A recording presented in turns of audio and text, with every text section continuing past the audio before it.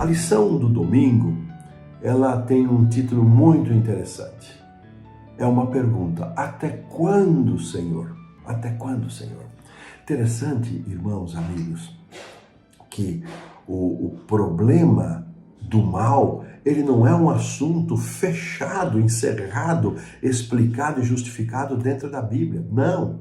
Vários personagens bíblicos fizeram essa pergunta. Davi, no Salmo 37.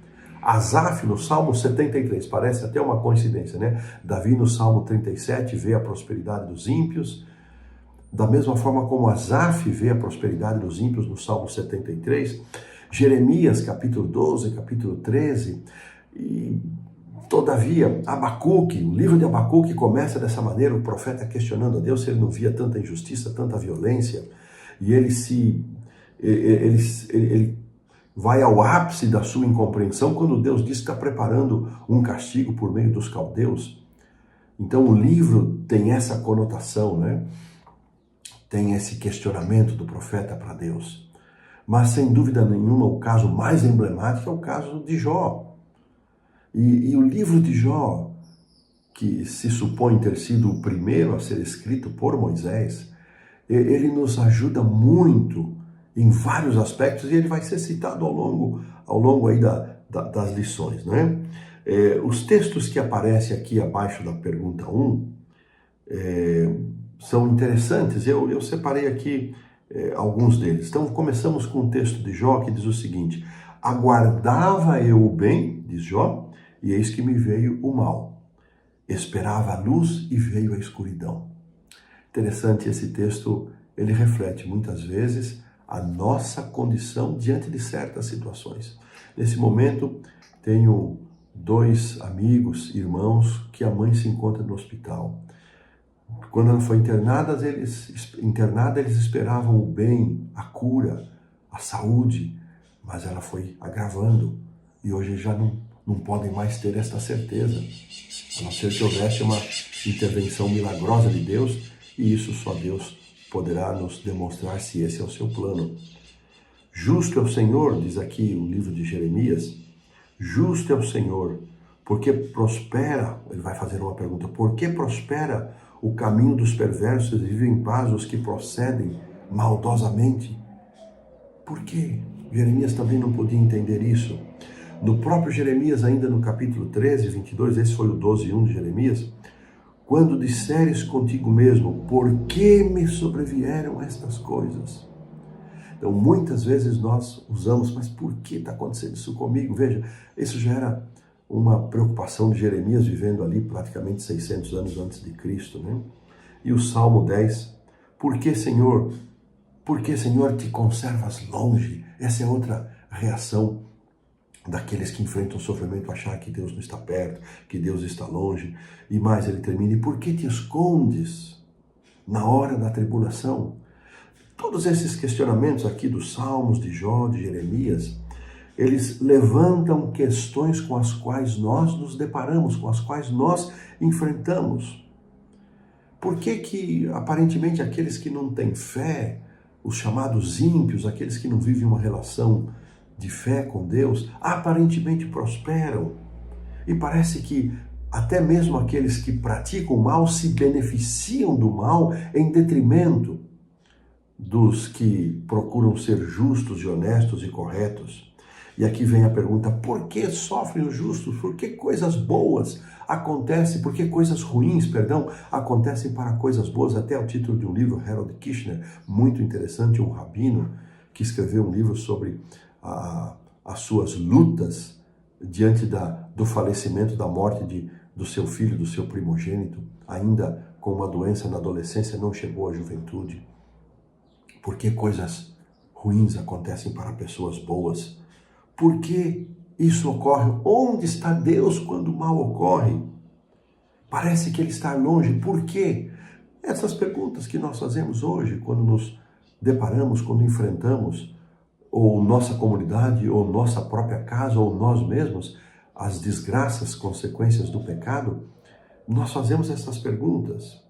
Então, independentemente do que dissermos, eu gostei muito dessa reflexão do autor, sobre essas questões, veja que aqui, irmãos, amigos, ele não está respondendo nenhuma pergunta que ele levantou.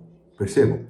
Se você é um professor de classe, se você vai discutir essa lição em grupo, lembre-se disso, enfatize isso. Ele não está oferecendo resposta, ele só está trazendo perguntas, ele só está destacando e ativando, né, nos provocando, mas ainda não temos resposta. Ele vai propor as respostas, então fique tranquilo.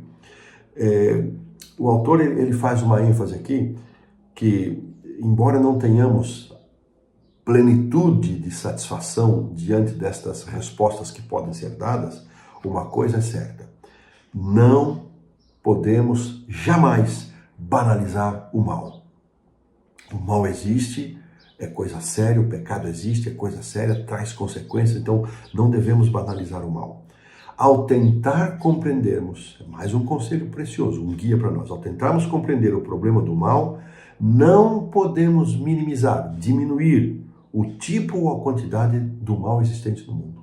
O pecado existe, Satanás é chamado, na segunda carta aos Coríntios, capítulo 4, verso 4, de o Deus deste século. Ele conquistou, ao derrotar Adão e Eva, esta posição, e ele promove o mal, ele promove a desgraça, ele promove a morte. Então nós não podemos minimizar. O mal é realmente terrível e Deus odeia o mal muito mais do que nós. Um Deus puro de amor, Deus odeia o mal. Ele tem uma expressão forte para se referir a Deus, mas é isso mesmo. Assim, podemos nos juntar ao clamor destes servos de Deus que escreveram, que contribuíram para escrever a Bíblia. Até quando, Senhor? Até quando? E é interessante que o próprio Jesus, até o nosso Senhor Jesus, no registro de Mateus 27, 46, ele vai perguntar: Deus meu, Eli, Eli, lama sabachthani. Deus meu, por que me desamparaste? O próprio Cristo sentiu este desamparo na cruz. Eu já ouvi alguns colegas pastores, e eu não os critico, dizendo que é pecado nós perguntarmos por quê e que jamais devemos perguntar por que a Deus. Eu discordo totalmente disso, porque Jesus, que é nosso exemplo, é nosso modelo, santo, puro, perfeito, sem pecado, ele mesmo perguntou, ele mesmo questionou o Senhor: por quê? E lá no Getsêmani: afasta de mim esse cálice, mas seja como tu queres. O próprio Jesus, na sua humanidade, tremeu diante da mais tenebrosa consequência do pecado, que é a morte, porque a morte trazia para Jesus a sombra da separação eterna com Deus, que nós jamais iremos entender. E nesse momento ele disse: Senhor, Deus meu, por que me desamparaste?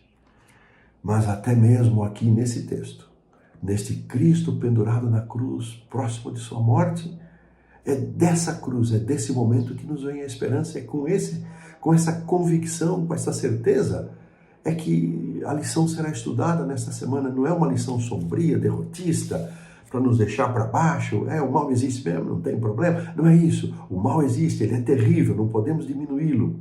Mas Deus é maior e ele tem dias contados, A cruz nos traz a esperança.